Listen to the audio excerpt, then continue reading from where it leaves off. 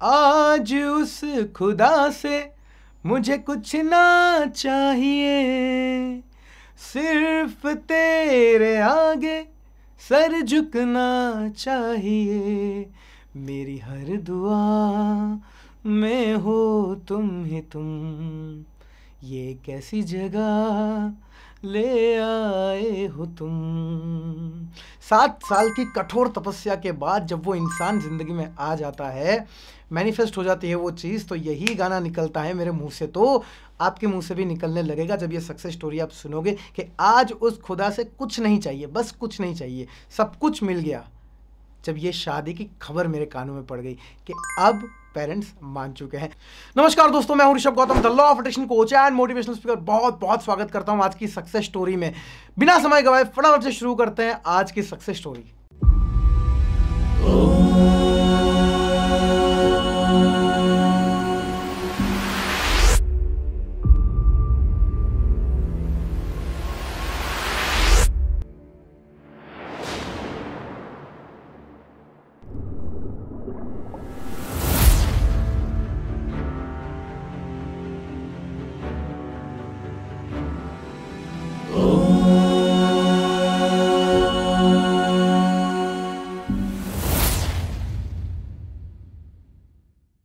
मेरे प्यारे दोस्तों, सक्सेस स्टोरी खत्म होते होते चेहरे पे मुस्कुराहट आ जाएगी, इमोशनल हो जाओगे, क्योंकि सक्सेस स्टोरी बहुत प्यारी है जो हमारे स्टूडेंट ने हमें भेजी है।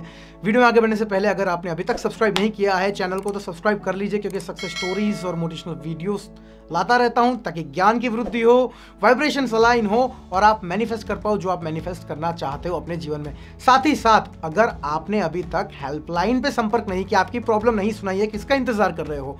फटाफट से हेल्पलाइन पे संपर्क करो और हमारी अधूरी कहानी को तब्दील करो। हम साथ साथ है कि कहानी में जिंदगी बेहतर नहीं, जिंदगी खूबसूरत बनाओ। सो मूविंग ऑन, पढ़ते हैं सबसे पहले आज की सक्सेस स्टोरी। जो सक्सेस स्टोरी हमें भेजी है शालिनी जी ने। शालिनी जी लिखती हैं, good morning my mentor Rishabh sir, this is Shalini from Nagpur. First of all thank you so much Rishabh sir कि आज मैं आपको मेरी सक्सेस स्टोरी शेयर कर पा रही हूँ। शायद थैंक यू भी छोटा शब्द है, मैं बता नहीं सकती आज मैं कितनी ग्रेटफुल हूँ आपके लिए, यूनिवर्स के लिए, कि मैं फाइनली 7 साल की तपस्या पूरी करके आज मैनिफेस्ट कर पाई हूँ मेरी शादी। मेरी एज 34 ईयर्स है। When I was married I was 24 years old. वो बताती हैं कि उनकी एज अभी 34 ईयर्स है। जब उनकी शादी हुई थी तब पहले वो 24 ईयर्स की थी। My ex husband was more interested in mens than women, and ये बात हमसे छुपाई गई थी। After 3 months of marriage I got to know कि मुझसे बहुत कुछ छुपाया गया है। शालिनी जी यहाँ बताती हैं कि शादी के विद इन 3 months उन्हें ये बात का रियलाइजेशन होता है कि उनके जो हस्बैंड थे, एक्स हस्बैंड, वो वुमन से ज़्यादा, मतलब लड़कियों से ज़्यादा लड़कों में इंटरेस्टेड थे। ऐसी बहुत सारी बातें हैं जो उनसे छुपाई गई थी। He was an addicted to alcohol, he used to beat me at least once in a week, and और भी बहुत सी चीज़ें that I can not share openly. वो आगे बताती हैं कि उनके जो एक्स हस्बैंड थे वो अल्कोहल एडिक्टेड थे, एंड जिस कारण से वंस इन अ वीक, हफ्ते में एक आध बार मार पिटाई हो जाती थी। और भी ऐसी चीज़ें हैं जो वो ओपनली शेयर नहीं कर सकती। After 6 months of my marriage torture अब बर्दाश्त के बाहर था। So I told everything to my family and we filed divorce. So I got divorce. वो लिखती हैं कि 6 month शादी को हो चुके थे, लेकिन अब जो टॉर्चर था वो बर्दाश्त के बाहर जा चुका था, जिस कारण से उन्होंने सारी हकीकत उनकी फैमिली को बताई एंड उन्होंने डिवोर्स फाइल किया and she got divorce. And then I move on. But एक डिवोर्सी स्पेशली वुमन, शायद वो लिखना चाहते हैं एक डिवोर्सी वुमन के लिए, it is not easy to survive specially in our society. I shifted to Bengaluru and I meet Tanmay. We were at same age. We work in a same firm. He knows everything about me and he dare to love me. And I always saying to him, what if your parents not accept me? वो आगे बताती हैं कि एक divorcee महिला के लिए survive करना स्पेशली हमारी सोसाइटी में बहुत टफ है। वो बेंगलोर शिफ्ट हुई। बेंगलोर में उनकी मुलाकात तन्मय से हुई जो उन्हीं की उम्र के थे, हम उम्र थे। वो एक जो फर्म में काम करते थे वो एक ही थी, दोनों एक ही जगह पे काम करते थे। तन्मय को सारी चीज़ें पता थी शालिनी जी के बारे में, फिर भी उन्होंने हिम्मत की उनसे प्यार करने की। वो लिखती हैं he dare to love me. और वो कहती थी उन्हें कि व्हाट इफ अगर आपके पेरेंट्स ने मुझे एक्सेप्ट नहीं किया। वो ब्रैकेट में लिखती हैं कि I was silently manifesting this, and यही हुआ। वो बताती हैं कि ये चीज़ वो बार बार पूछती थी ना उन्हें, तो साइलेंटली वही चीज़ मैनिफेस्ट हो गई लाइफ में। वो मैनिफेस्ट कर रही थी जबकि उन्हें नहीं पता था कि ये सोचने से ऐसी चीज़ें आकर्षित हो जाएंगी। In lockdown fortunately we went home and almost 1 year का time period we were in long distance. Lockdown में फॉर्चुनेटली वो घर गए। 1 साल का समय लॉन्ग डिस्टेंस रिलेशनशिप चला। तन्मय ने घर में बात की एंड वही हुआ जिसका डर था। His parent won't accept me. 2 साल से he was trying and trying but nothing happen. मैंने तन्मय को कहा try law of attraction. He said ये सब फालतू बातें होती हैं, he don't believe in it. So I decided to follow law of attraction because after all ये लाइफ मेरी ही तो है। I follow law of attraction from last 1.5 year, but कुछ बात नहीं बनी। When I was finally about to give up, my colleague Shubha called me. We talked long. She suggested me Rishabh sir's name. Rishabh sir is different. I manifest a lot of things. जब से I started following him. Give it a try, Shalini. That was her exact words. And I said, एक बार करके देख लेती हूँ.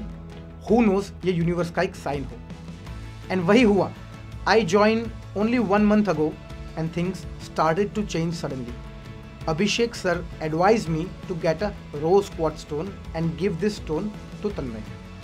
यहाँ पे शालिनी जी बताती हैं कि लॉ ऑफ अट्रैक्शन 1.5 साल से वो प्रयास कर रही थी लेकिन कुछ नहीं हुआ। सो फाइनली जब वो गिव अप करने वाली थी, उनके कलीग हैं शुभा ने उन्हें मेरा नाम सजेस्ट किया कि आप इन्हें एक बार कांटेक्ट करें। उन्होंने कांटेक्ट किया और वो आगे बताती हैं कि चीज़ें धीरे धीरे बदलना शुरू हुई। अभिषेक सर, आप सब जानते हैं, आपके प्यारे अभिषेक सर, उन्होंने एडवाइस किया कि आप रोज़ क्वार्ट्ज स्टोन का उपयोग करें, वो स्टोन आप तन्मय को दें।